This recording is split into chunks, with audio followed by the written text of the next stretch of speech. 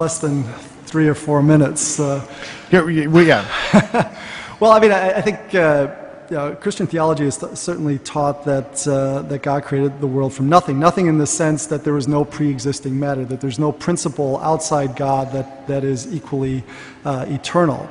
And that seems to be mirrored in the Big Bang, because it seems that our physical laws, if we look at the observable universe, not the speculated multiverse, but if we look at the observable known physical universe, it seems that when we trace back in time, we get back to some singularity, some point at which we can't push the laws of physics, can't run the clocks back any further. So that suggests the beginning. And this was actually a very big issue within the scientific community 30, 40, 50 years ago, because when the Big Bang really seemed to be alive and the way to go in our understanding of fundamental cosmology, there was the sense that it opened the door to theism, because the previous view had been a steady state view in which basically matter, the universe, everything was eternal, and there was had basically been unchanged since eternity. So it was a big challenge. Now I think there are lots of moves these days to try to monkey with the cosmology to get a bigger world, a multiverse, but basically that's a way of, I think, trying to get by the theistic implications of Big Bang cosmology.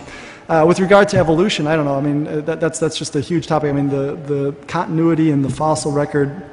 I think there's a fair amount of common ancestry, but I'm certainly not an advocate of universal common ancestry. I just don't think the fossil record bears that out. I think the Cambrian explosion is a perfect example where you have just you have these forms which are just there, poof, and there are no precursors. And you might say, well, maybe fossilization just wasn't all that good and we missed it. But the thing is, we can tell how good fossilization is by looking at extant organisms and seeing how well they're fossilized. And it turns out when you go to higher levels of classifications, families, orders, classes, actually fossilization percentages are very good. So they should be there. And we see also microorganisms, soft body plants in the Precambrian rocks. So it seems to me that if you're going to try to push for common descent, you're not getting it from the full common descent, the monad to man evolution. I don't think the evidence supports that. Mr. Hitchens. Stephen Hawking's latest book on the Big Bang, the first one in which he actually says explicitly that it all works without God, in fact, works better without the idea of a creator, contains a statement with which I hugely want to disagree. He says that these latest discoveries in physics are also the death of philosophy. I don't want that to be true, because I'm not a scientist, and I revere philosophy. But what he means by it is this: there was a time when a philosopher, a natural philosopher, someone like Newton or Kant,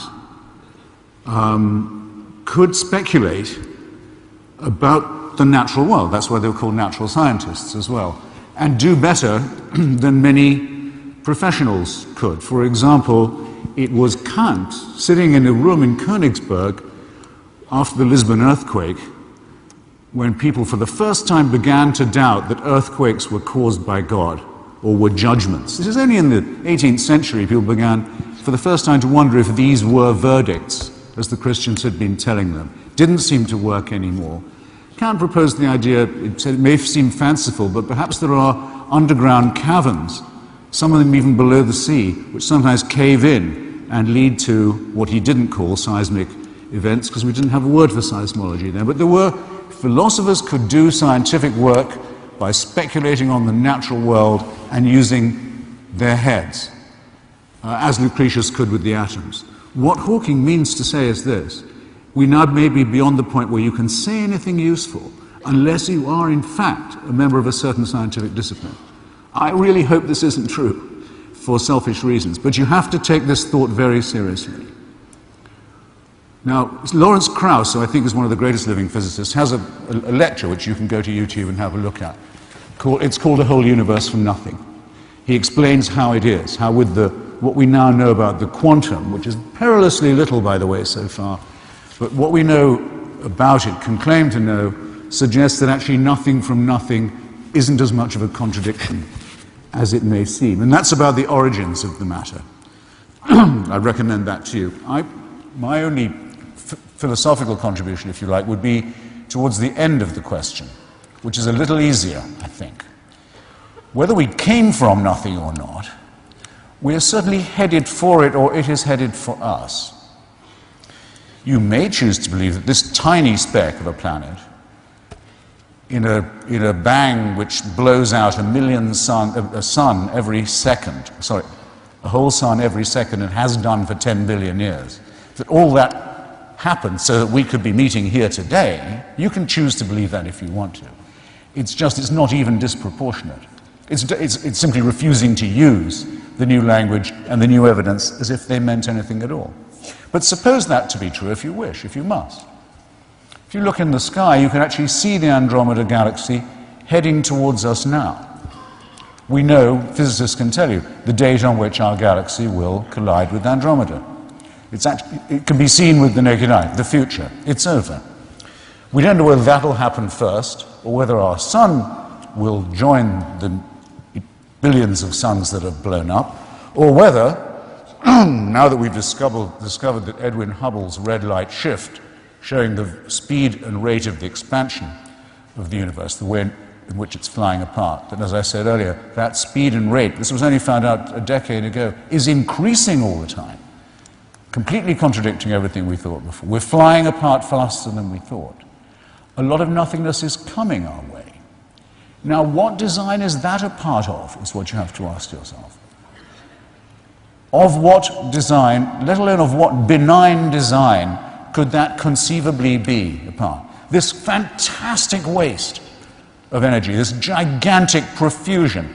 Again, it makes God such a tinkerer and such a profligate, just as 99.8% of every species created on Earth since it started has been dispensed with, has gone extinct, has been surplus to requirements. What a waste, what a profusion, what a cruelty, if you want to give it a human or a spirited name.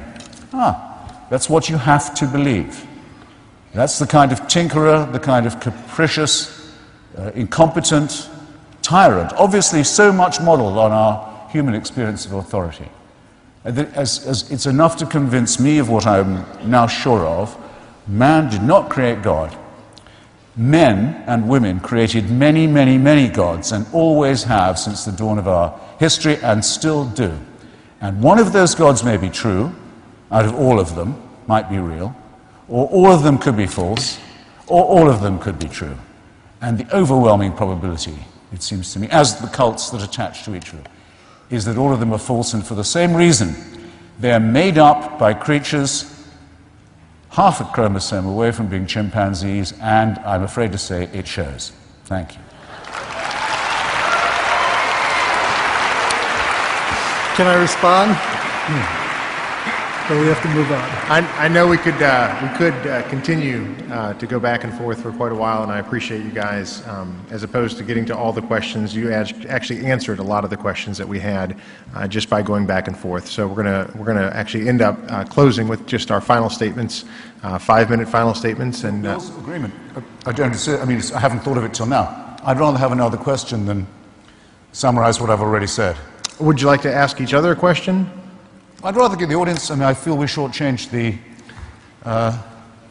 but you may want to do your closing one, and I don't blame you. I've got my closer, I have a prepared text, and I'm hoping it's going to be a zinger,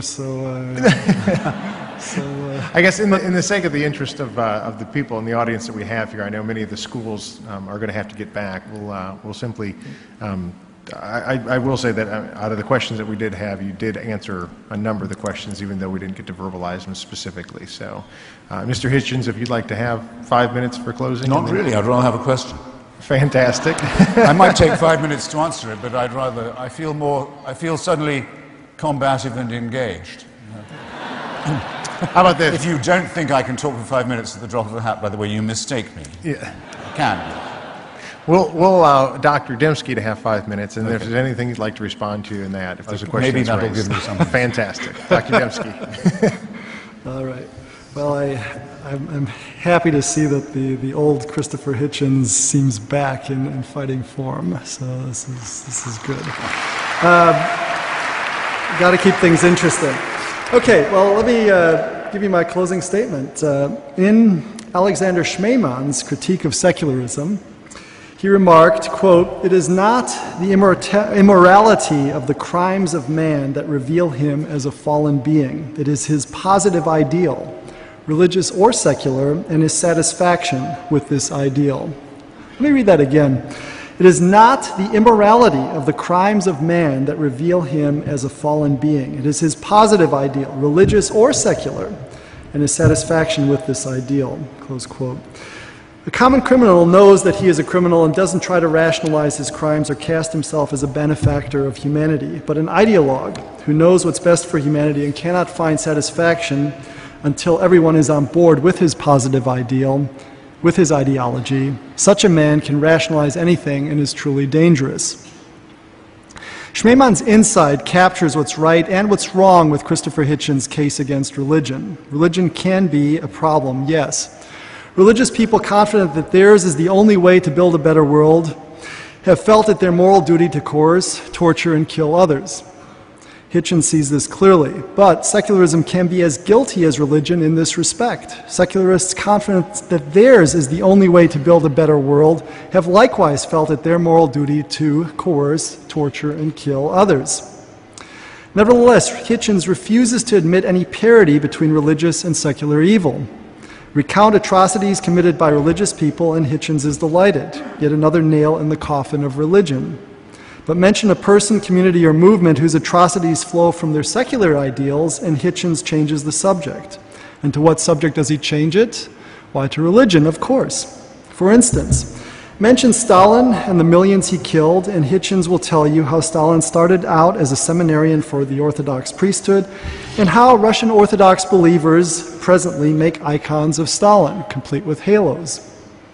Mention the Nazis, the Holocaust, and Hitler. Hitler, by the way, likened Christianity to smallpox, and Hitchens will regale you with how many SS were churchgoers. Mention North Korea and its crazy communist dictators, and Hitchens will inform you that the North Korea is the closest thing he can imagine to the Christian heaven, complete with a Holy Trinity, comprising Kim this, Kim that, and Kim something else. Changing the subject in this way, however, doesn't change the fact that secularism can be just as ideologically driven as religion. The irony is that Hitchens' own atheist crusade is itself ideologically driven. The subtitle of Hitchens' book reads, "How Religion Poisons Everything." Gripped by the idea that religion poisons everything, he cannot allow that religious people, precisely because of their religion, might do good. Hitchens takes this idea to ridiculous extremes in his attack on Mother Teresa. In his 1994 BBC documentary, Hell's Angel, his 1995 book, The Missionary Position, and briefly, in God Is Not Great, Hitchens portrays her as a self-serving hypocrite. In the audience today is my good friend, Mary Poplin, a professor at Claremont. She was in Calcutta with Mother Teresa when Hitchens came out with his book against her. Recently, Poplin published Finding Calcutta, in which she recounts her time with Mother Teresa. Poplin writes, quote, and Poplin and the nuns that were reading your book while she was there, Hitchens also accused Mother Teresa of receiving the best in health care when it was not available to the poor. However, I took an offer to her from a colleague's brother who was involved in developing a new pacemaker to replace her old pacemaker with a new and improved one. She said she could not accept it, but she would accept it for the poor. She also refused another medical offer. When I called and repeated these offers upon her becoming more ill a few months after I left, and that was close to her death, she again refused and asked for prayers instead. My impression is that she mostly received good health care when she was too ill to fight it. And I think I'm going to leave it there rather abruptly. I think in my rhetoric course I would wrap things up, but I'm going to give Mother Teresa the last word. So that's where I'll leave it. Oh, well.